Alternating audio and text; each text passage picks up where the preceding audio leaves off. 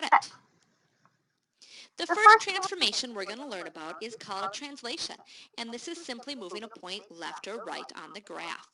If we look at the example where we're going to translate 3, 5, I'm going to graph 3, 5 on the grid, although you don't necessarily have to.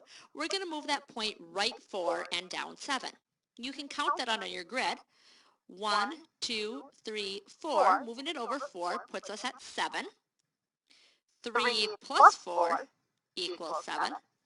And if we take the point 5 and we move it down 7, 1, 2, 3, 4, 5, 6, 7, that puts us at -2. That might seem a bit confusing. You might wonder how we got at a negative number. Remember that when we're moving left or right, when we're moving right, it's positive. When we move up, it's positive. Left and down are negative. So this is really 5 plus -7 to give you -2. So our answer would be 7, -2.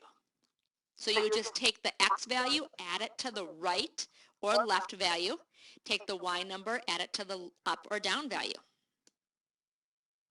If we're reflecting across the x-axis, first off, it's important to remember which one is the x-axis. The x-axis is the line that runs horizontally across. So if we're going to reflect the point -1, 5,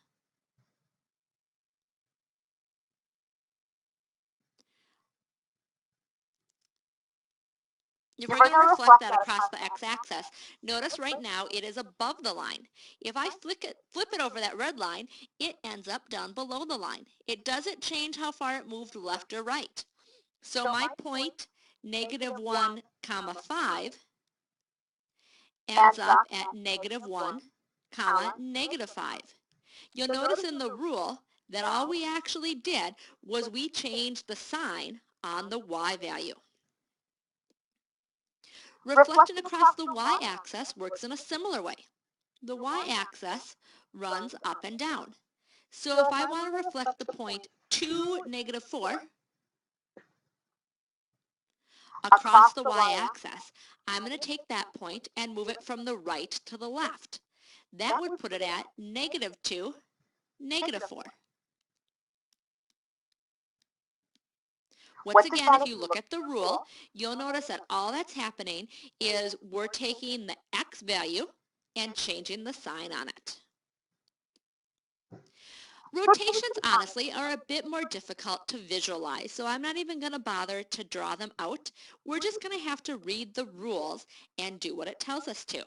To rotate 90 degrees counterclockwise, the rule says we're going to change the sign on the y-coordinate, then switch the order of the x and y coordinate.